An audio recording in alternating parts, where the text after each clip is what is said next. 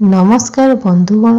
ए दुनिया रे जेकोसी भी व्यक्ति निज जीवन रे सबुबले खुशी रहिबाकू चाहिथांती। आउ सही व्यक्ति सबुबले चाहिथांती कि तांको कौनसी प्रकार चिंता न हो, से सबुबले खुशी रे रुहंतु। सबु व्यक्ति यह चाहिथांती कि तांको माता लक्ष्मी कृपा प्राप्त हो एवं से जल्दी ही धन ध्यान रे परिपूर्ण हो जांतु। तेबे बंधु माने आपण माने जानिथिबे कि जेतेबेले आम घर को प्रवेश करिथाउ सेतेबेले प्रथमे घरर द्वार बंध देई आसीथाउ। वास्तुशास्त्र अनुसार घरर प्रवेश द्वार बहुत महत्वपूर्ण अटे। घरर मुख्य कबाट द्वारा ही समस्ते आगमन करिथांती। जदि मुख्य द्वार बा कबाट ठीक दिगरे होइथाए तेबे आपनक जीवन रे केवल खुशी ही खुशी आसीथाए। जदि आपण सही कबाट पाखरे किछि एमिति एक विशेष जिनिस करिदेबे, जदि कौनसी छोट छोट उपाय करिदियंती, ताहले आपनक जीवन रे केवल खुशी ही खुशी पाइबे। कारण घर को कौनसी भी व्यक्ति मुख्य द्वार देई ही प्रवेश होइथांती। जदि आपनक घर रे धनर आगमन होउथाए, सेही धन भी आपनकर मुख्य द्वार देई ही घर को प्रवेश होइथाए।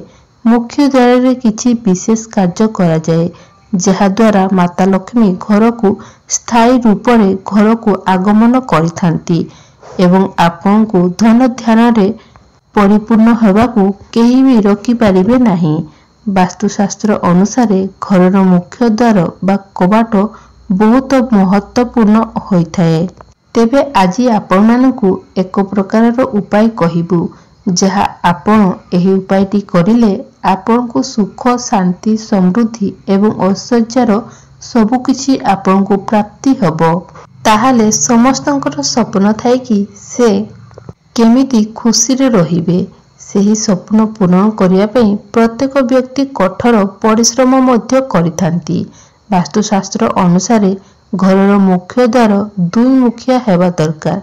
वास्तुशास्त्र अनुसार दुई मुखिया द्वार को बहुत शुभ माना जाइथाए बा दुईटी कबाट हेबा दरकार। एहार अर्थ हैला दुईटी कबाट जॉइंट होई लागिबा दरकार।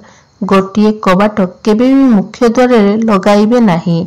एहा सहित घर सबु कबाट मध्यरु मुख्य द्वारर कबाट सबुठारु बड़ रहिबा दरकार एवं मुख्य द्वारर कबाट को सबुबेले सफा सुतरा रखिबा उचित।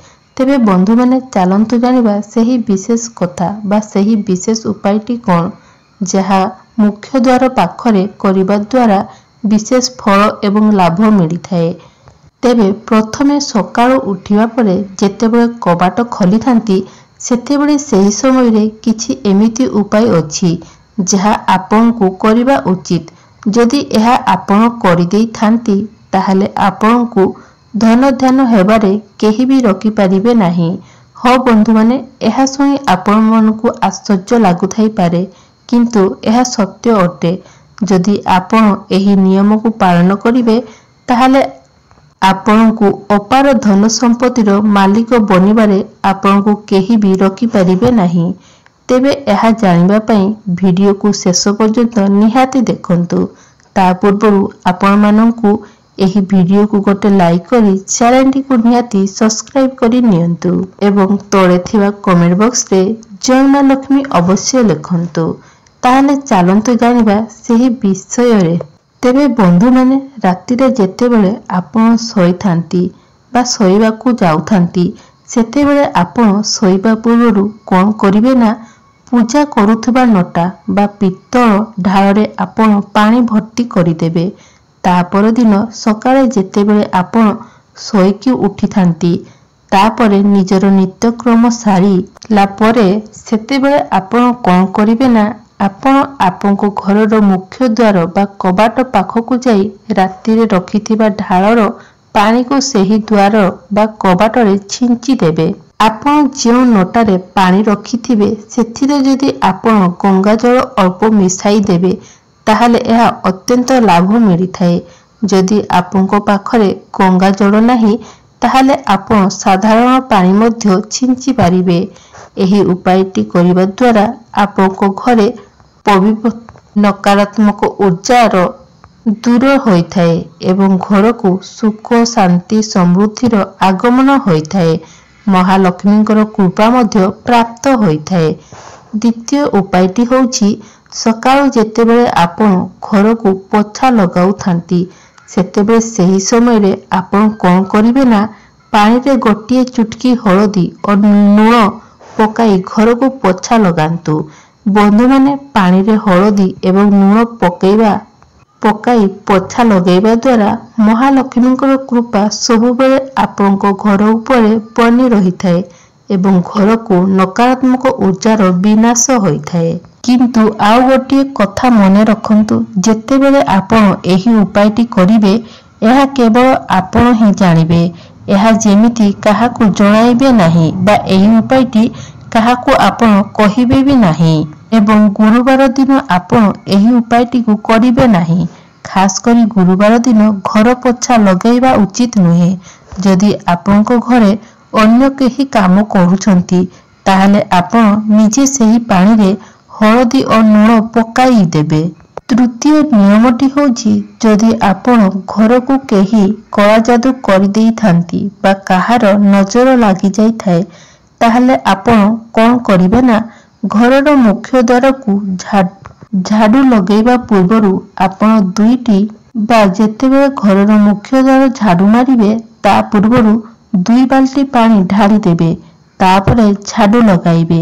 एहा कहा जाय कि एही उपाय करिबा द्वारा जिए भी आपनको घर को बा घरे आपनकर कला जादू कर देई थाए ताहले सेही कला जादू ता पाखकू चली जाई थाए। एही उपायटी बहुत सरल अटे।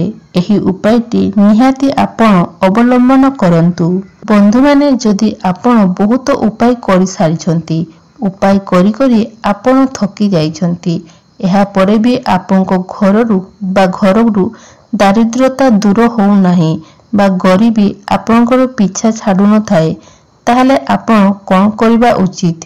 आपण कोन करिवे ना आपनको घरर मुख्य द्वार रे गणेशंकर फोटो लगाई देबे।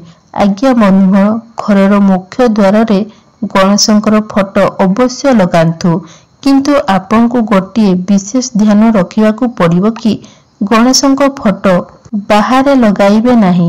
भगवान गणेशंकर फोटो आपण घर भीतर पटो लगाइबे।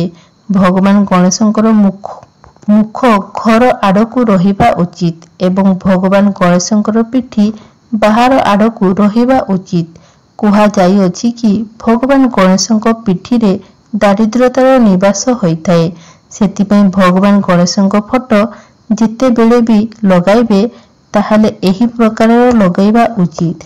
भगवान गणेशंकर मुह भीतर पटकू रहिबा उचित एवं पिठी बाहर पटकू रखिबा उचित। एहा द्वारा कोन होइबो ना दारिद्रता घरु बाहर ही रहिबो किंतु आपनको घर को प्रवेश करि परिबो नाही। एहा बहुत अचूक उपाय अटे। एहा को अवश्य करंतु। धन समस्या हेतु आउ गोटे उपाय एहा अटे कि गुरुवार दिन आपण कोन करिवे ना आंब डालर पत्र रे गोटे तोरण बनाइबे। सेही तोरण को आपनको घरर मुख्य द्वार रे बांधी देबे। जेमिति आपण दीपावली दिन आपनको घरर मुख्य द्वार रे तोरण बांधी थांती ठीक सेही परि आपण घरर मुख्य द्वार रे आंब तोरण बांधी देबे जहा फल रे आपनको घर परिवार सुख शांति समृद्धि पाइबो। ता सहित धन ध्यान रे परिपूर्ण होई रहिबो। माता लक्ष्मी को कृपा सदा सर्वदा बनी रहिबो। एही उपायटी केवल गुरुवार दिन ही करिवे। सबु गुरुवार दिन एहाकू बा आंब तोरण को बदलाई पुणी नुआ करे आंब तोरण लगाइबे।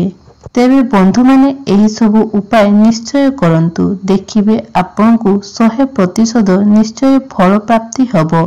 जदि भिडियोटी आपण मानकू भल लागि थाए ताहले भिडियो को गोटे लाइक करी चैनल को निहाती सब्सक्राइब करी नियंतु। तळे थिबा कमेंट बॉक्स रे भक्तिर सहकार रे जय मां लक्ष्मी अवश्य लिखि दियंतु।